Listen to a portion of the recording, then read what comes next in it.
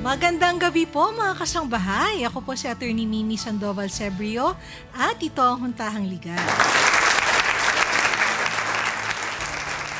Isang oras na naman po tayong magsasama-sama upang maintindihan ng mas mabuti ang mga batas na magpoprotekta sa ating mga sarili at para na rin maiwasan na ito ay ating labagin. Magandang gabi po mga kasambahay. Ako naman si Attorney Joey Domingo. Nagulat ako sa intro natin. May ganun palang pabago. Diba? Iba na. Oo, iba na. Level up. Oo, magandang gabi Attorney M. At mga kasambahay, nakikita niyo naman magkasama kami ni Live na Attorney live. M. Live na live dito sa studio Ayan, ngayong gabi. hello. Ayan.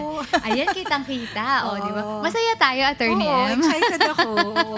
Attorney Joy, binabati rin po natin ang mga nakasubaybay sa programa natin. Ayan. Nasaan ba sila? Nakasubaybay. Oo. Ayan. Oo. Sa pamamagitan ng ating live stream sa YouTube and Facebook at mga nakikinig sa Radyo La Verdad 1350, ang UNTV Radio. Naku, hindi pa tayo Ayan. nagsisimula. Parang Namamalas namamaos ka na na, ako. Kasi oo. nagchichikahan na po kami na Oo, Attorney Joy kanina. gumawa na tayo ng kanina ng pre-con. Yes, May pre-con. oo. May pa-pre-con, gano'n.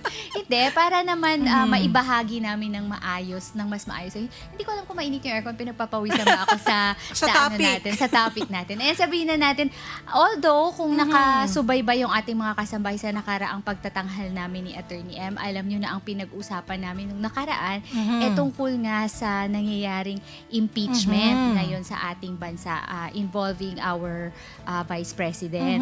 So, ang amin naman dito ay pagkukuro-kuro lamang at paghuhuntahan patungkol sa mga legal concepts na Yes. napapaloob sa ating batas tungkol sa impeachment. Oo, Di ba, without Attorney as M? much as possible, without necessarily going to the details of the ongoing impeachment proceedings, yung mga legal principles lamang, Oo. at yung siguro yung general observations lang natin, Attorney Joey, no? Oo. Sa mga nangyayari as lawyers. Oo. At saka yung sa tingin natin na hindi naman masyadong maiintindihan ng mga kababayan natin na hindi naman nag-aral ng abogasya o hindi naman mga abogado.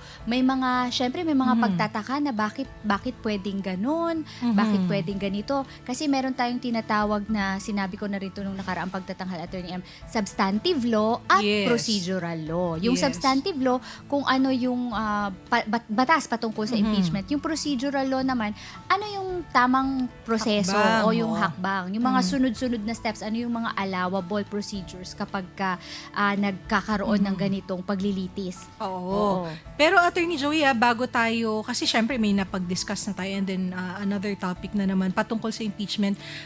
Sa akin, i-emphasize muna natin ulit, Attorney Joey, na yung impeachment proceedings, tinatawag nating sui generis Oo, or a class of its own, one of a kind. One of a kind. Oo. Yun, Attorney Joey, and because of that, hindi strictly nag-a-apply yung rules natin on Civil evidence, civil procedure, criminal procedure.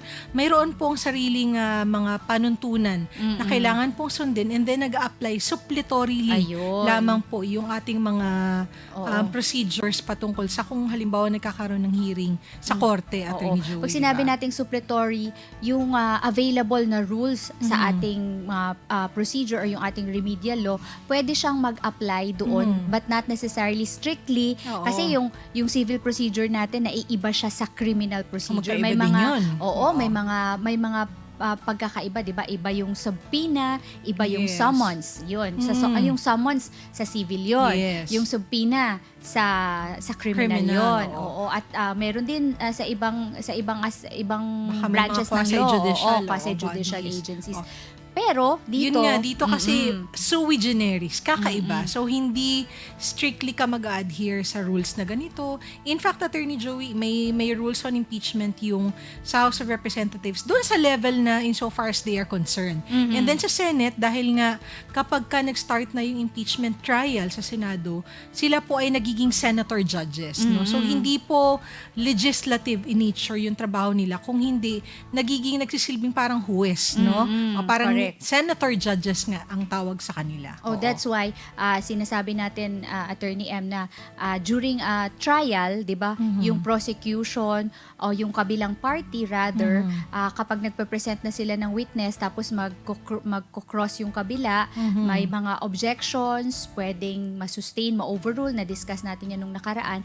Pero kapag ka ang ating mga senator judges ang nagtanong ng mga clarificatory questions, it will be deemed as if ang isang huwes ang nagtatanong. Ngayon sa husgado, Hindi pwede mag-object. oo, Hindi pwede, kapag ka attorney, ikaw isang huwes at nagtanong ka sa on both parties, hindi ka pwedeng objectan ng kahit na Oo. kanino. Yun Oo. naman yung siguro kailangan ding maunawaan. Kaya kung napapansin nyo, no, for this particular impeachment, and even in the previous impeachment proceedings, no, pag nagtatanong po ang senator judges, hindi po talaga sila in-interrupt. In fact, Attorney Joey, i-clarify na din natin, kahit po may presiding officer, yung senator judges, hindi po siya mas mataas Oo. kesa sa kanila. Ayun. Actually, equal footing sila. No? Yes, Siya lang oo. talaga yung nagpe-preside. No? Oo. I think naman ang wisdom behind that is siguro kasi may importante na may legal background ka kahit papaano. Actually, Oo, oo. pero hindi ibig sabihin na kapag ginawa kang presiding officer, mas mataas ka na. Kumbaga, ikaw na ang kahuwes-huwesan Oo. ng mga huwes. In fact nga, Attorney Hindi Joey, ganon. Oo, kahit hindi halimbawa po nag-rule ang presiding officer at marami pong hindi sumasang-ayon sa kanya, pwede siyang ma-overrule. Yes, Oo, ng oo. kanyang mga kasamang senator judges. Kasi Kung- equal footing. Yes, kung mas marami po ang hindi sumasang-ayon doon po sa naging ruling ng isang presiding officer in an impeachment trial. Naku, ito, Attorney Joey, Yes, yung importante susunod. to. Oo. Pinag-uusapan na natin to kanina. Oo, Oo. oo. Ano ba yung purpose ng pagkakaroon ng direct, cross, redirect, at sometimes recross examination ng witnesses? Naku, napaka-grueling nito. Oo. O madugo, di ba? Nakita natin yan, Oo. Oo. Sa isang trial, di ba, Attorney M, kapag ka ako yung naghabla, tapos ako magpepresenta ako ng witness ko, meron, at ipepresenta ko siya sa hukuman, pagka pagtatanungin ko siya, ang tawag doon, direct. Oo. Pero kung ikaw naman yung abogado ng kabilang partido at gusto mong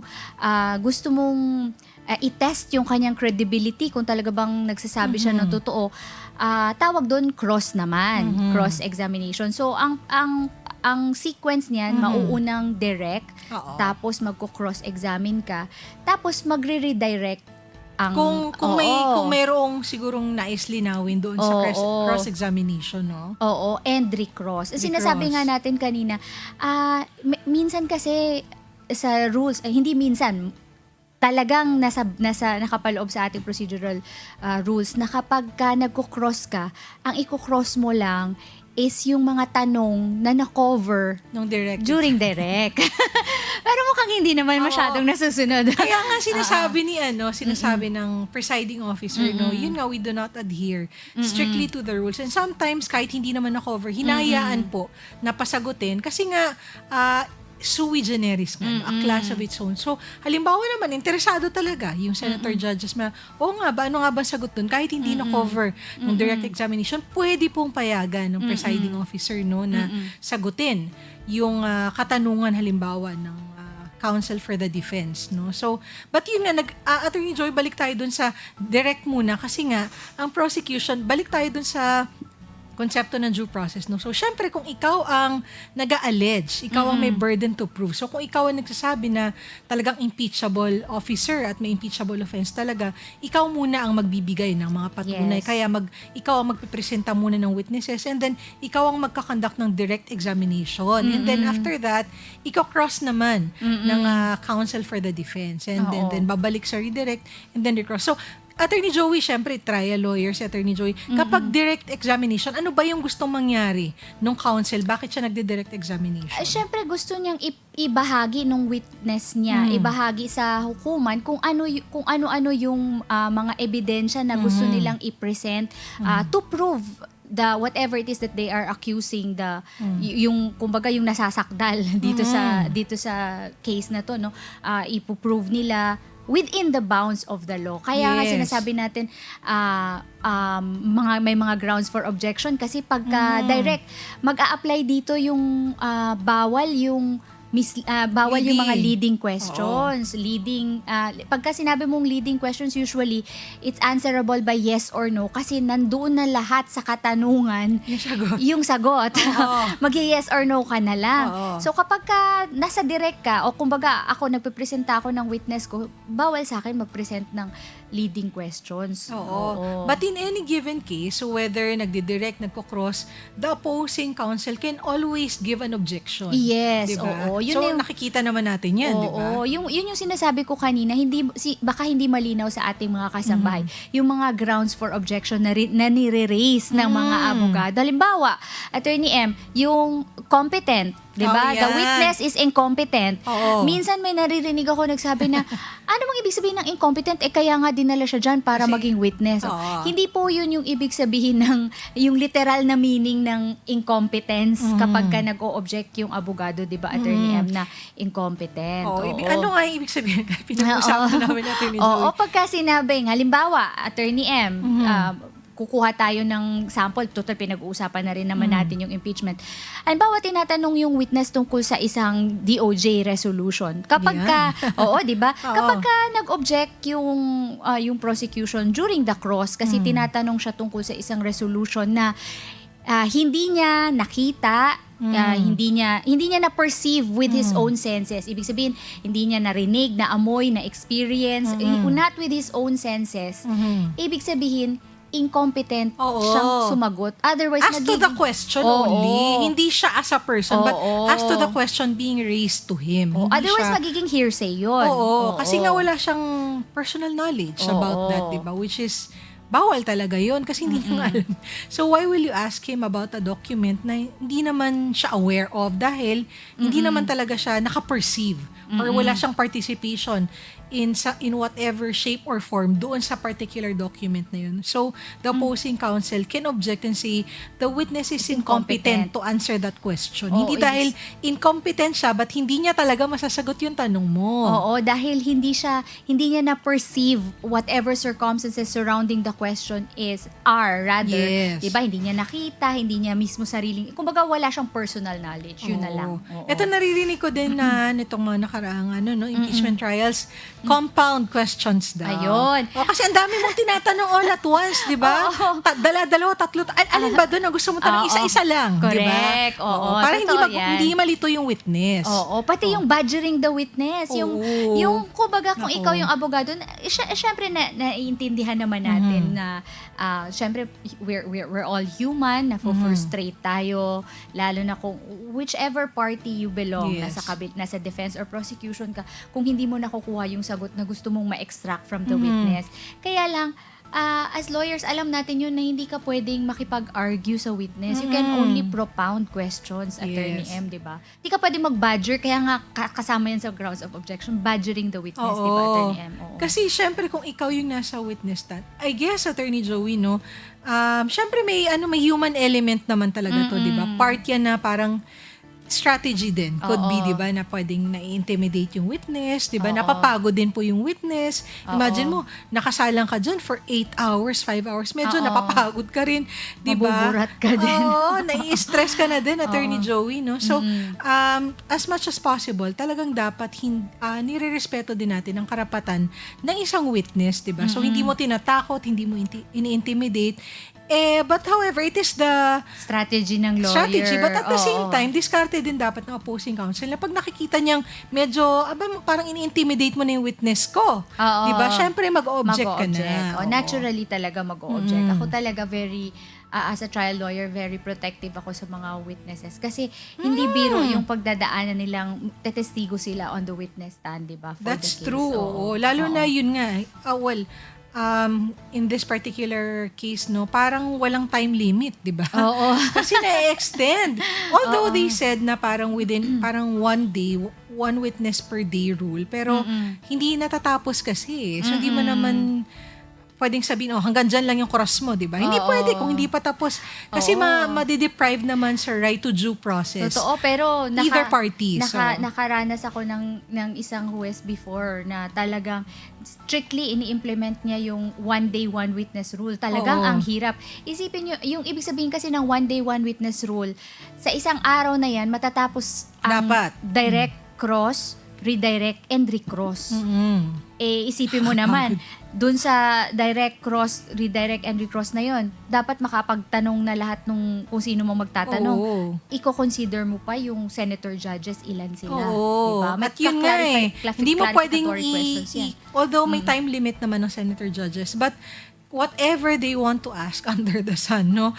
Propounded to the question, even to the to the lawyers, no? They Mm-mm. they actually can. Diba? Isa pang gusto kong pag-usapan, Attorney M, kasi sinasabi, nakasulat naman, everybody can access the Constitution, di ba? Yeah. Nakasulat naman kung ano yung mga grounds for impeachment. Mhm. Oh, in this case, ang pinag-uusapan sa trial na nangyayari ngayon, nandun na tayo sa sa betrayal of public trust yeah. pa rin Oo. tayo, di ba? Oo. Mga kababayan, nasa betrayal of public trust. Kasi meron akong mga nababasa na hindi naman nakasulat yung grave threats. Oo. Hindi naman siya ground for impeachment. Wala namang nagsabi sa prosecution Yeah. grave threat is the ground impeachable for offense. Oo, Oo. hindi naman yun yung impeachable offense. The impeachable offense is actually the betrayal of public trust. Di ba, Oo. Attorney M? Oo. Kaya din ako, eto naman ay personal opinion, no? Mas gusto ko rin na naririnig yung explanation for any manifestation or action of both parties actually. Kasi kailangan po maintindihan ng mga tao bakit ba natin pinag-uusapan ito. Kasi nga ayaw natin ma-mislead din yung mga tao. Kasi kagaya ngayon, parang it would seem like ang pinag-uusapan nating ground for impeachment ay grave threats or Oo. inciting to sedition.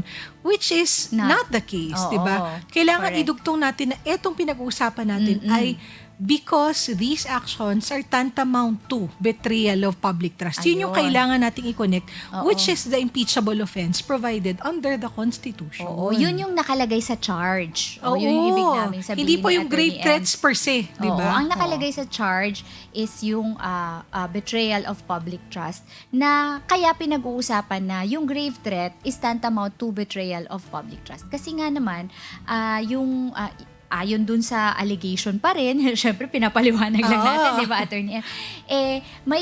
May pagtatangka sa buhay ng Pangulo na hinalal ng public na kumbaga yung public trust nasa Pangulo at hinalal siya ng publiko kung kaya kasama yung elementong yun kapag merong pagbabanta tantamount to betrayal of public trust. Ayun yung nakalagay sa allegation, di ba, Attorney? Yeah. Tsaka in fact, di ba, Attorney Joey, lahat naman ng halal sa public service ay nagkakaroon ng oath, di ba? Nag-oath of office. At syempre, lagi mong sinasabi, you will abide by the laws, di ba? And legal orders of duly constituted authorities. Ayun. Syempre, pinakaunang-una doon, Attorney Joey, ang Constitution. Oo, correct. Di ba? So, Oo. dapat mong igalang at sundin at protektahan ang Constitution bilang halal na opisyal ng bansa. So kung mapapatunayan nga na nagbigay ka ng threat doon sa buhay halimbawa ng ating Pangulo, yun yung sinasabi na tantamount to betrayal of public trust. Kasi Oo. hindi mo na pinoprotektahan yung oath na ikaw mismo ang nag-swear na susundin mo at poprotektahan. Oo. At hindi naman natin dinidiscount yung allegation naman na may pagbabanta rin sa buhay ng ini-impeach ni Vice President. Hindi natin dinidiscount yun, hindi natin sinasabi na hindi yun totoo. Pero kaya lang, hindi kasi siya defense.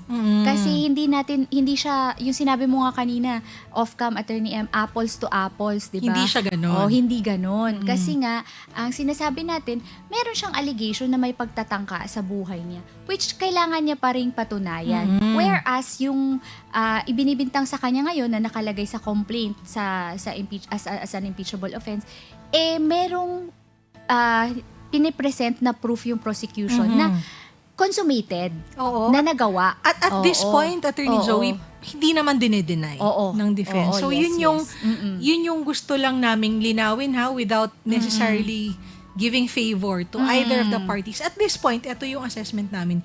Hindi po pareho kasi yung sinasabing threat doon sa buhay ng presidente at ng vice-presidente. Kasi kung ikaw, halimbawa, isipin niyo po ako, sasabihin ko, may nagtatangka po sa buhay ko. Ayun. Kung ako ang magsasabi nun, ako yung nag-a-allege, kailangan ko pong patunayan na may Oo. nagtatangka. Kasi otherwise, paano po malalaman ni Attorney Joey? Paano po malalaman ni Correct. naman na talagang may nagtatangka sa buhay ko? Kung ako mismo, hindi ako magbibigay ng ebidensya to prove na talagang may nagtatangka. Kasi hanggat hindi mo napapatunayan yun at you don't come forward with it, magiging allegation lang siya. Kung sa batas natin, magiging allegation lang siya. Samantalang, yung ibinibintang sa Vice President ngayon na nandyan nga, hini-hear, is actually kumbaga nangyari. May Yes. videos na Narinig hindi naman ng buong narinig ng Pilipinas, sa buong buong mundo. Pilipinas. Oo. Oo. Wala namang ganong naipresenta pa patungkol dun sa claim na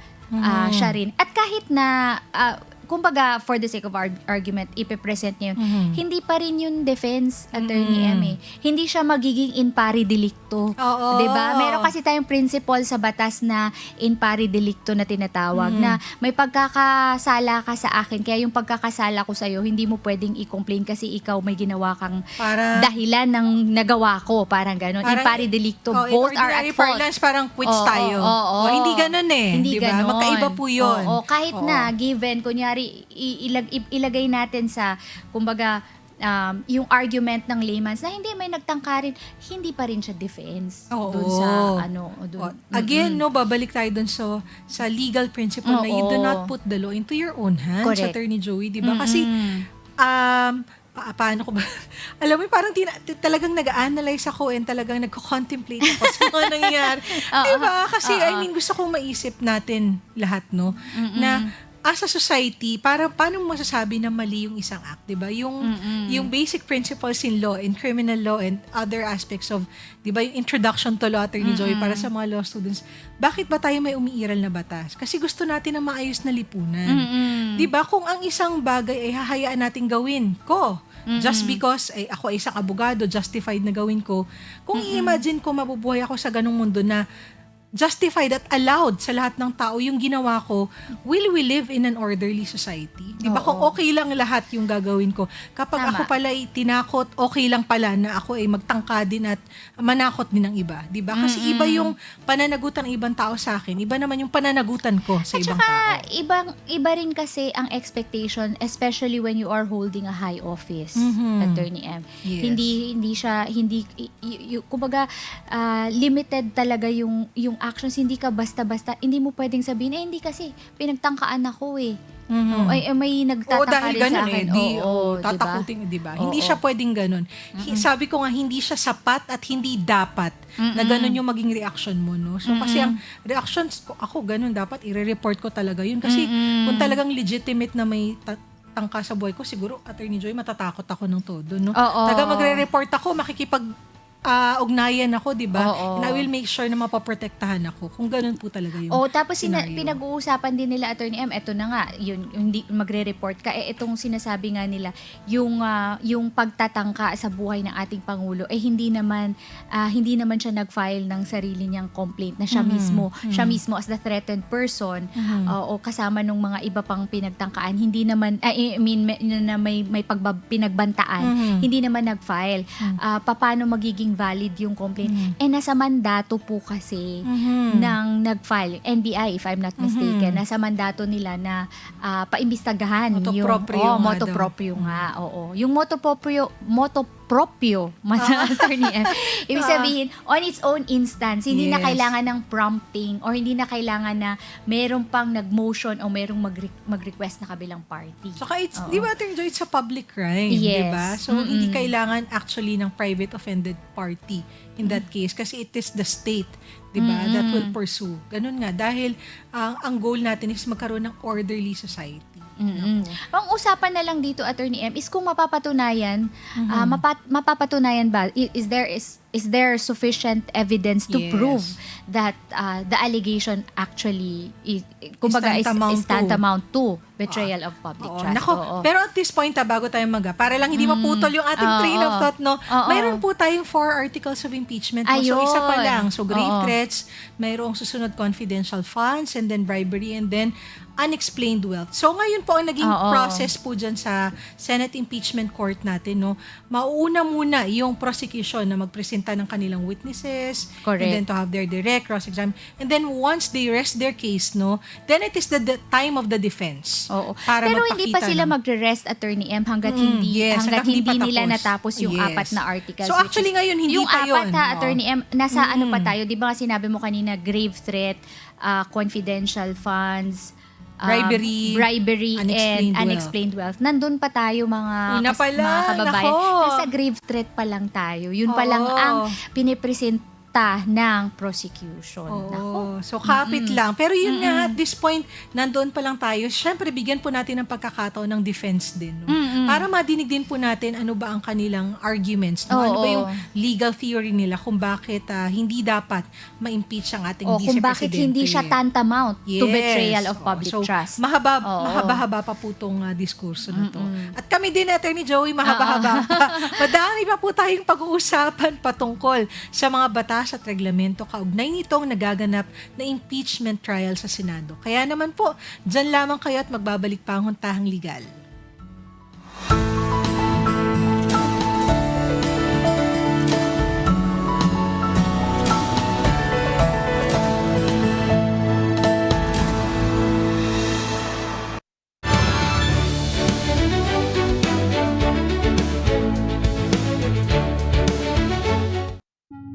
Hindi pantay na balikat o tila tabingi ang katawan. One shoulder is higher than the other. They complain because the dress doesn't fit well. One leg is longer than the other. Hindi ito simpleng bad posture lang. Posibleng senyales na ito ng scoliosis. Alamin ang mga mahahalagang impormasyon tungkol sa kondisyon na ito. Manood ng Doctors on TV. Ngayong linggo, 9:00 ng umaga, dito lang sa UNTV.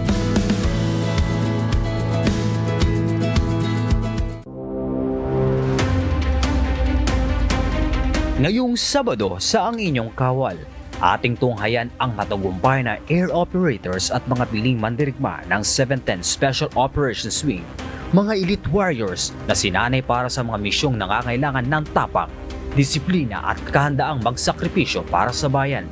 Ang lahat ng yan sa Ang Inyong Kawal, Sabado 8:00 ng gabi sa UNTV, your public service channel.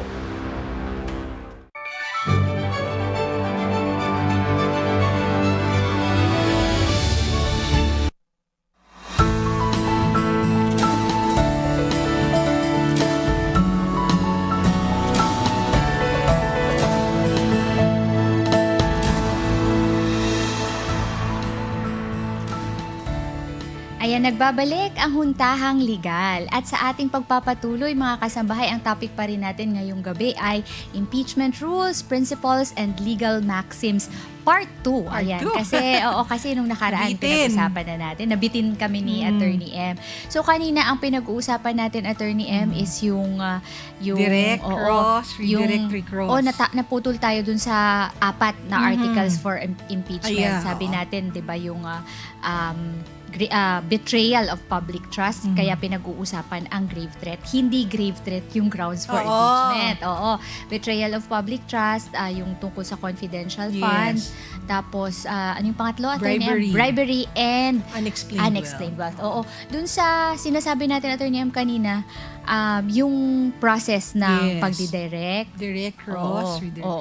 Kasi, yun nga, kung babalikan natin para doon sa ating mga kasambahay na sumusubaybay sa impeachment trial, no, doon sa unang witness, hindi na po nag-redirect no, yung counsel for yung sa prosecution side. But then for the second witness, they did a redirect and then nag-recross din po yung defense counsel. So bakit ba yan nangyayari, Attorney Joey? Kasi Attorney M, pagka nagdi-direct ka, ibig sabihin, inilalahad mo, gusto mong ilahad within the bounds and limitations of the procedural law kung paano ka magpepresenta ng sarili mong witness kapag direct.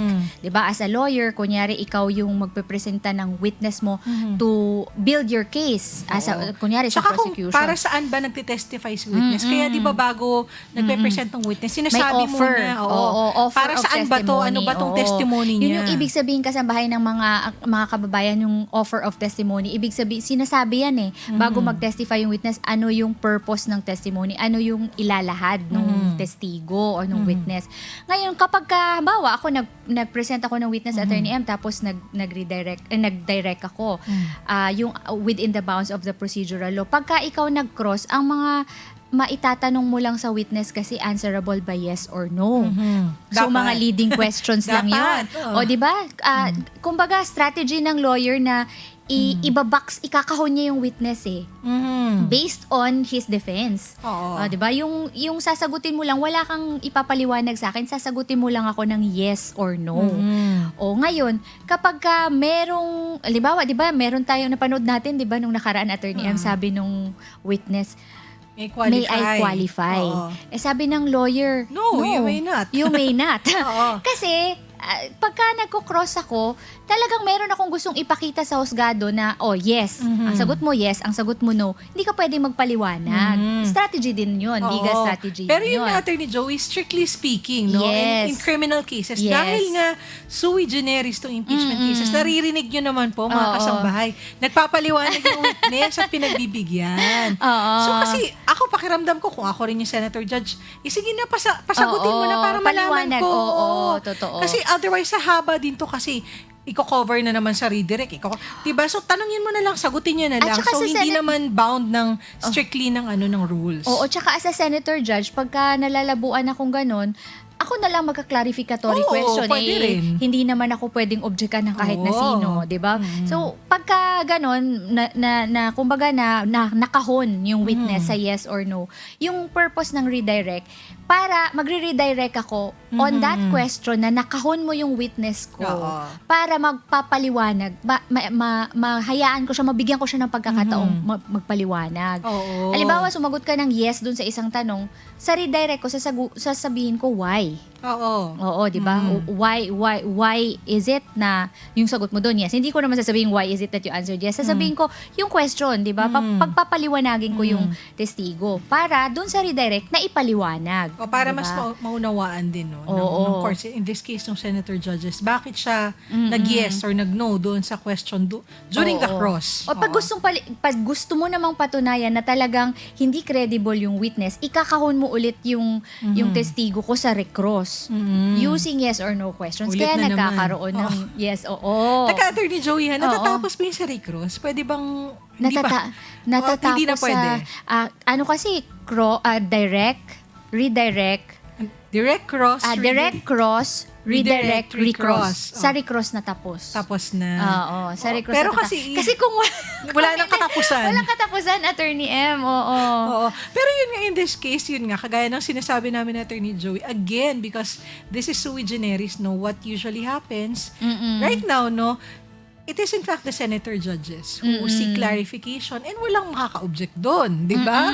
Kahit anong itanong nila, basta In i-address fact, nila. Oh, kapag ka gustong ipagpaliwanagin ng senator judges, kahit hindi naman sila bound talaga ng rules of direct and cross examinations ang senator judges kasi nga kung minsan nga, Attorney Joey, Oo. kahit hindi sila competent to answer. Oo. Pinapagpaliwanag, Oo, no? totoo. But Oo. with the caveat nga, they will say na, Your Honor, I am not privy to the preparation of this document, so and so.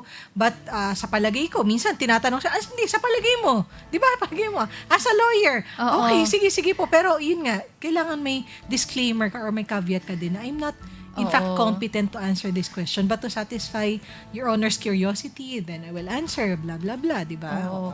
Doon din natin makikita yung ating mga nahalal na senador, no, kung paano. Okay. Ayun. Kung paano, ano yung mga gusto nilang malaman, mga kailangan nilang pinagpapaliwanag. Pero syempre, minsan hindi mo maiwasan, lalo na kung sa legal perspective, bakit nga ba? Bakit nga ba? Oo. Oo. Pero, sige. Di ba, Attorney M? Napahawak lang ako. Oo nga Para sumakit yung ngipin mo. Oo nga. Hindi, ako lang, yun nga, di ba? Although, again, no, mga kasambahay, hindi naman po requirement para mahalal na isang senador na ikaw ay isang abogado. Oo, totoo. Pero, again na, when you talk about impeachment cases, no, impeachment trials, hindi po legislative in nature yung role ng ating senators, but in fact, again, they are senator judges. And it would really help, no, malaking bagay kung mayroong kaalaman sa batas, no. Oo. And, Sige, I would be kaya mo yan. remiss if I will not say, no, na, Sige, kaya mo talaga yan. what I wanted to say is, ang senator judges, 'di ba, kagaya ng huwes, should be impartial. Mm. No? So dapat po ay walang kinikilingan, walang kinakampihan, dapat very open yung iyong perspektibo at yung pagtanggap Inquisitive mo. lang, no? Oo, 'Di ba? ng Para ebidensya. Dapat ilabas natin kung ano yung nandyan. On both sides. Sa Yes, prosecution oo. and sa defense. Oo. that is what I wanted to say. Clear na ganun po yung role ng senator judges. Kasi eventually, kahit gaano po kalakas ang ebidensya ng prosecution or gaano kalakas ang depensa, no, ng kabilang partido, it really boils down to the appreciation of the senator Correct. judges. Kung sila po ay naniniwala na dapat i-impeach or hindi dapat i-impeach, no, it is not really, actually, Attorney Joy, it is not really incumbent Sinasabi. upon the Oo. people. Ang senator judges po ang magde-decide. That's why we have to hold them accountable. Oo. Diba? Sinasabi nga nila nagiging parang court of public opinion. Hindi naman sa nagiging court of public opinion. It's just that kailangan na maging transparent rin kasi nga yung impeachment trial, meron kang gustong i-remove sa public office na hinalal ng taong bayan. Kaya dapat malaman din kasi merong move nun na gawing executive Oo yung nga eh. session. Oo. Sabi ko, hindi po pwede kasi 'di ba Pwede. nakailang impeachment na tayo dito sa ating bansa. Wala namang nangyaring impeachment na ginawang executive yung yung pagdinig, 'di ba? Kasi nga kailangan malaman ng taong bayan kung ano yung mga ipipresentang ebidensya Yes. ng both sides ng prosecution to build their case. Ano nga ba yung kanilang hawak-hawak na evidence? Bakit nila sinasabi na mayroon ngang impeachable offenses na nagawa? And on the part Yes. of the defense, syempre, it helps also na malinis ng nasasakdal yung pangalan niya. Kung talagang Yes. meron siyang proof to prove her innocence, di ba, Attorney M? And in Oo. fact, no, Attorney Joey, talagang, kaya love na love ko talaga yung yung philosophy of love in Titulo. Oo. Kasi doon mo maintindihan yung reason behind the law, no? Yung provisions on impeachment sa ating constitution under accountability of public officers, 'di ba? And it says public office is a public trust, no? So karapatan pong malaman ng mga tao kung talaga nga bang may grounds for impeachment. We know this is a very grave procedure, no, napakabigat ng penalty na kasama. Pero karapatan pong malaman ng mga tao, lalo na, 'di ba, kung sinasabi natin na napakaraming naghalal sa iyo, Oo. karapatan pong malaman ng mga tao kung talaga nga bang indeed nagkaroon ng betrayal or public trust. And at the same time, kung hindi, Attorney Joey, karapatan nilang malaman na wala talaga, 'di ba? Oo. And tamang karapat dapat yung pinagbigyan nila ng tiwala ng kanilang Oo. boto, 'di ba? Para- So it works both ways. Oo, para wala tayong pendulum, wala tayong agam-agam, 'di ba? Eh kasi naman yung when naipasa sa Congress yung impeachment, tapos merong impeached ka na kasi noon, Yes, 'di ba? oo. Doon sa House of sa House of Representatives. Representative impeached ka na noon eh. Pagka dinala na yun sa Senado, i-determine na lang kung ano yung magiging penalty. Kung removal of public office and disqualification, 'di ba? Attorney M, from holding public office, perpetual disqualification. Yun na lang eh, yun na lang Yes. i-determine, but in truth and in fact, by law, impeached na. Oo. O, Ayan. yun. So in line with that, ito yung katanungan, Attorney Joy, kapag daw ba si respondent ay nag-resign, ano daw yung mangyayari sa impeachment proceedings? May dalawa kasing schools of thought Oo, dito, Attorney yes. Joey, di ba? O, hindi, actually even the legal profession, I guess, we could say, divided yung kanilang opinion patungkol dito. Sinasabi na hindi na magpa-proceed yung impeachment trial kapag ka nag-resign, kagaya nung nangyari kay former ombudsman Mercedes Gutierrez. Gutierrez na nag-resign noong April 2011. Yan. Oh, after having been impeached Na-impeach by na the siya lower sa house. House of Oo. Kasi nga, yun nga, Representatives. inuulit natin, Attorney M, na sa House, kapag ka na-impeach ka na at nadala na ito sa Senado, impeached ka na kasi Yes. talaga. And yung Senado ang magde-determine kung i-remove ka ba talaga from public office or may disqualification ba, perpetual disqualification. Sa Oo. palagi ko, yung catch kasi doon, no, na yung pinagdedebatihan talaga is yung perpetual disqualification Correct. to run for public office. So some Oo.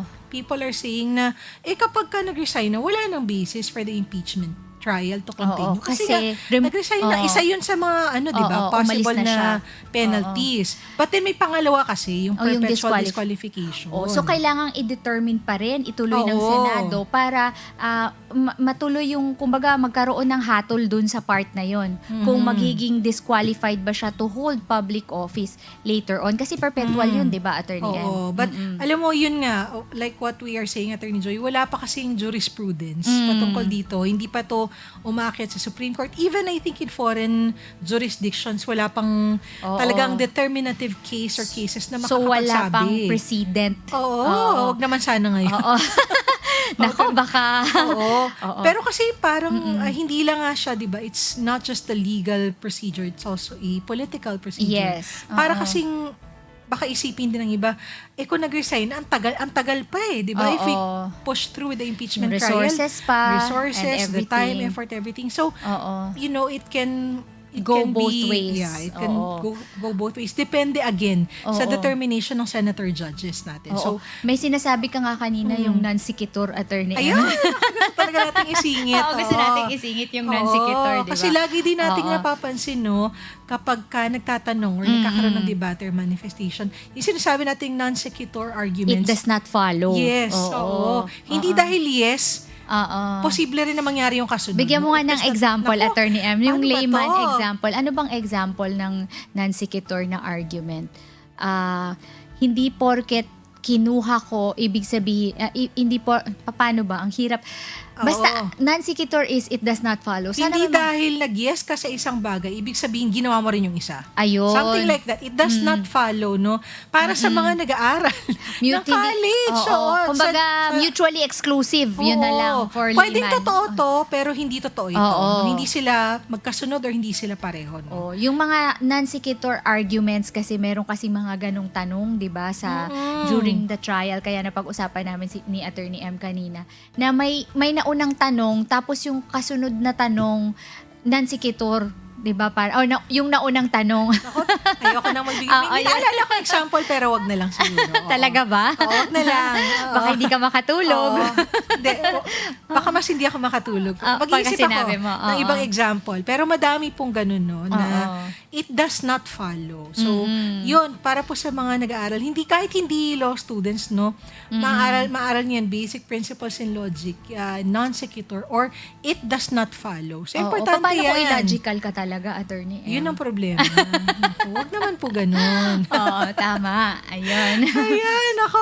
Attorney Joey, madami pa po tayong pwedeng matalakay mamaya ng mga batas at reglamento at proseso kaugnay sa impeachment trial as the proceedings goes along. Once in a while, babalikan natin ang topic na yan sa future episodes natin para maging guide nating lahat na maintindihan ang makasaysayang nangyayaring ito sa ating bansa ngayon. Ayun. Samantala, let us first pause for a break and when we come back, sasagutin natin ang ilan sa mga katanungang ipinadala ninyo sa amin. Diyan lamang po kayo, magbabalik po ang Huntahang Legal. Nagbabalik ang Huntahang Legal. At as promised before the break, amin namang sasagutin ang ilan sa mga legal questions na ipinadala ninyo sa programa. Ayan, para sa ating unang tanong, meron akong lupa, pero ang lupa ko ay landlocked. Wala akong access sa pampublikong kalsada dahil napapaligiran ng lupa na pagmamay-ari ng iba. Meron ba akong karapatan to demand access sa ibang lupa? Kung yung mga kastabing lupa ay personal, kumbaga privately owned rather, kailangan mo humingi ng permiso dun sa mga nagmamay-ari ng mga katabing lupa na privately owned. Yun yung right of way, Attorney Joey, na Yes. tinatawag. Oo. Meron, pero proseso. Oo. Dadaan ka Kailangan- ng proseso. Oo.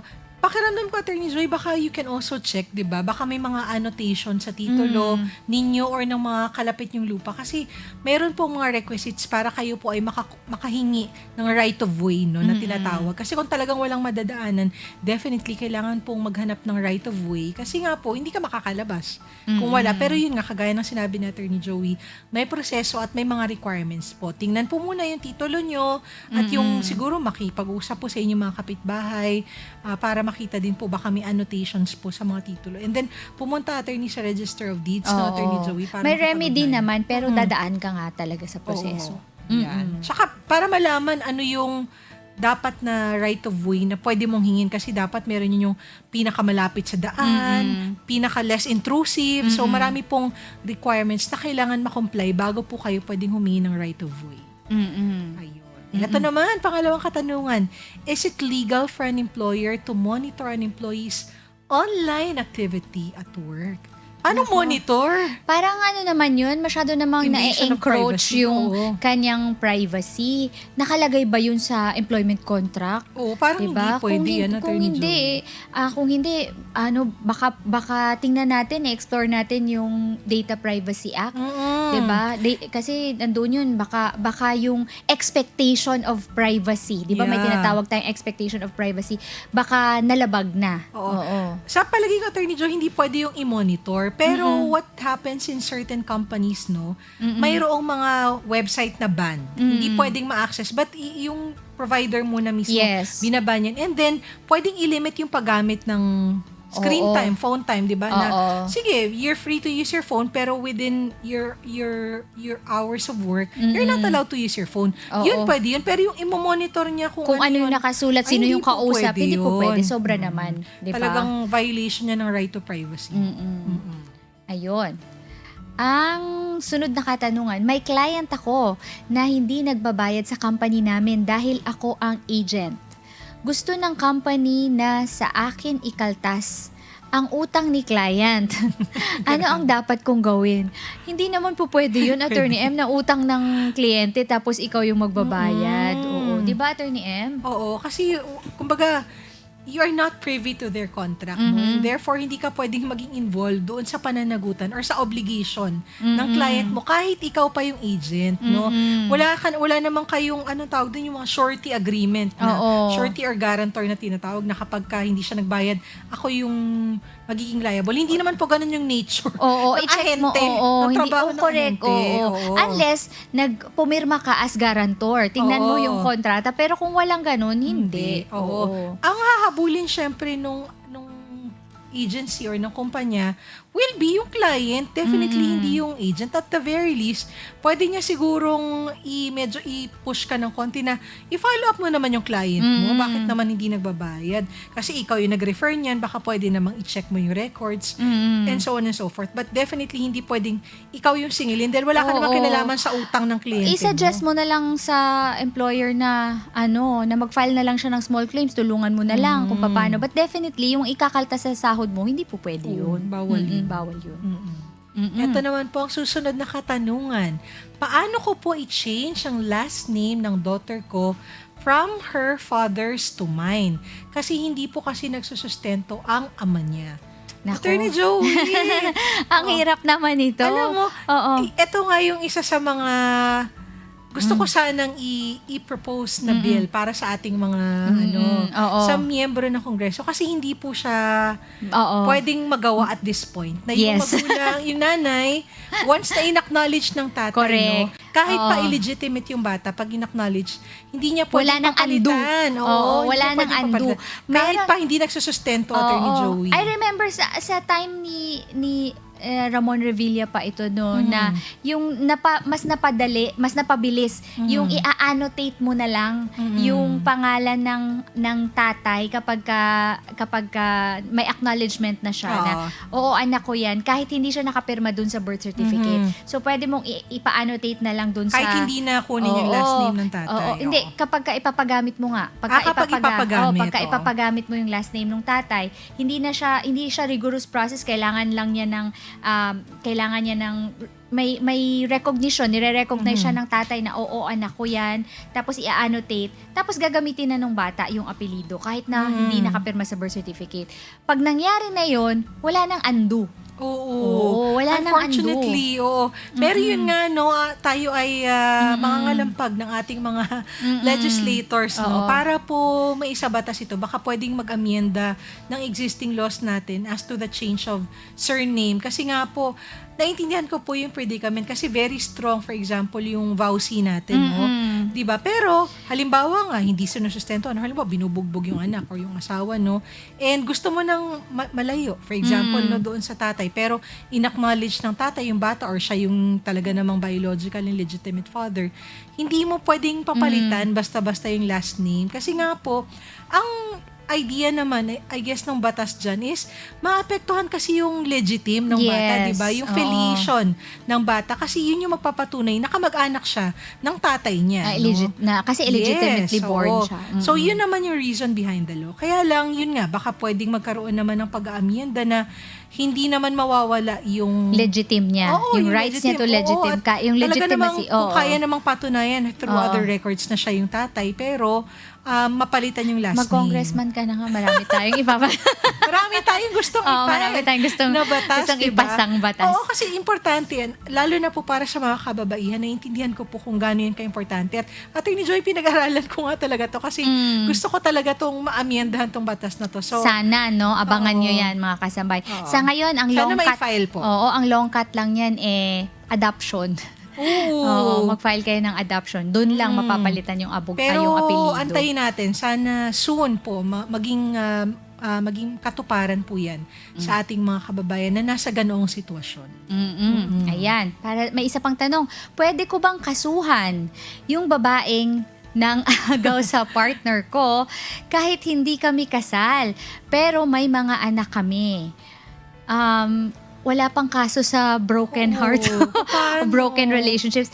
Actually, ang naiisip ko dito, kung partner mo to, so ibig sabihin meron kayong kumbaga may romantic relationship. Nasaktan ka, pinagpalit ka sa iba. Attorney, yung Ano?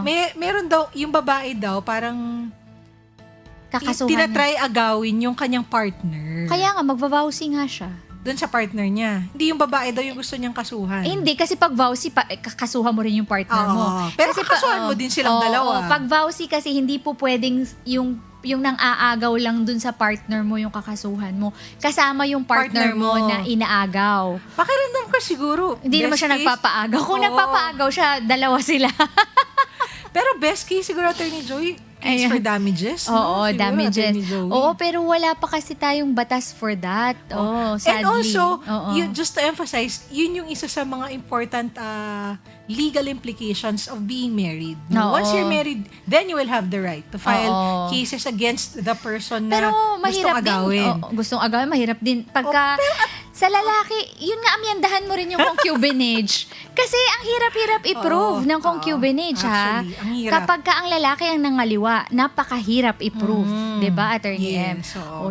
So, yung sa question sender natin, Ang hirap. oo. wala pa, hindi mo pwedeng kasuhan yung nang aagaw sa partner mo. Kung unless gusto mo rin kasuhan yung At kapartner best, mo. kung gusto mo rin gusto mo talaga magkaso, masasali yung Oo nga. partner. Medyo yun Diba? nga parang best case is you can file a case for damages. Akala ko Gusto talagang sabihin mo, i-push. best case, sharing na lang. wag po. No. sharing is No. sharing is caring. We don't share. I don't like to share. We don't share. Ay, Oh, nako. pero yun nga ako, civil case, worst case, no, kung talagang matindi. Alam mo, Attorney Joey, naapektuhan yung mga anak. Diba? Magmahalan tayo, magbigayan Oo. tayo. Attorney Joey. No. Ay, nako. May mga hindi po sinishare. Kasama po yan. Kasama ba Oo. yan? Sige. Okay. Ayan. Attorney Joey, wala, in-expect ko lang. Last na pala yun, akala ko may magtatanong patungkol sa prenup. Kasi may trending ngayon, di ba? Ay, oo. Siguro sa susunod. Actually, sana yung nireplay nila nung nakaraan, may 2 linggo kasi tayo na wala tayo. Prenup sana yung nireplay nila kasi very timely. Siguro sa susunod, Oo, Attorney Joey. kasal na sila. Kasal na sila. Yung pinag-uusapan alam naman natin. yan ng ating mga kasambay. Oo, Trending yan. Kasabay ng yes. impeachment. no? Love wins. Love. Hashtag Ganon love. talaga. Oo. So maganda pag-usapan natin kasi ang dami ko ring naririnig na balita or usap-usapan na eto kasi sa prenup, gusto kasi ganito. So may mga gusto po kaming liwanagin din patungkol sa mga pwedeng provisions ng prenuptial agreement. Anong Oo. mga pwede, anong hindi pwede, ano yung Oo. Patungkol, anong implications Yung yan mga- sa marriage, Anong no? implication kapag ka merong mga provisions na against the law? Yes. Mga ganon. oo. So Oo. yan, siguro sa mga susunod, Oo, para naman pero fun naman. Oo, pero sa susunod, meron pa tayong, baka magkaka-part 3 pa tayo at magkakaroon tayo ng guest at nalalapit na rin ang State So of the na. Nation Oo. address So ng maraming ating Pangulo. mga mabigat-bigat na mga kaganapan Oo, sa abangan susunod. nyo at live pa rin kami next week. Oo. Yes. Di ba, Attorney? True. Ayan. Ngayon, yun na nga. Sana po ay nakatulong kami kahit papano sa pagsagot ng inyong mga tanong. Sa mga may nais pa pong idulog na problemang legal, ipadala po ninyo ang inyong mga tanong sa 0925-355-5778. At huwag po ninyong kalimutang ilagay ang inyong pangalan at antayin po ang aming text o tawag. Naway nakapagbigay kami ng dagdag na kaalaman sa batas sa naging huntahan natin sa gabing ito. Maraming salamat mga kasambahay. Ako po si Attorney Joey Domingo. Ayan. Nag-enjoy ako. Oo, ngayong ako episode. din. Iba talaga kapag Oo. kasama kami ni Atty. Iba talaga pag nandito tayo sa studio, Ibang diba? energy. Ganun. Oo, kasi kung ano yun, kung Zoom yun, parang Oo. kahit na mataas yung energy level natin, parang Oo. bitin. Oo. Yun. Tsaka sana sa susunod may panauhin na kami ni Atty. Joey. Oo. Ayan, ako maraming salamat mga kasangbahay sa pagtangkilik sa inyo pong programa. Lagi po nating tatandaan, ang batas ay para sa lahat ng tao at hindi lamang po para sa mga abogado. Ako po si Attorney Mimi Sandoval Sebrio at ito po ang Huntahang Legal. Ayan, sabay na tayo! Oo nga, Attorney M. Salamat po sa Diyos! Pag-usapan natin inyong mga tanong, ating talakayin mga isyong napapanahon, inyong pakinggan mga payo at suwestyon. Halina't makipaghuntahan.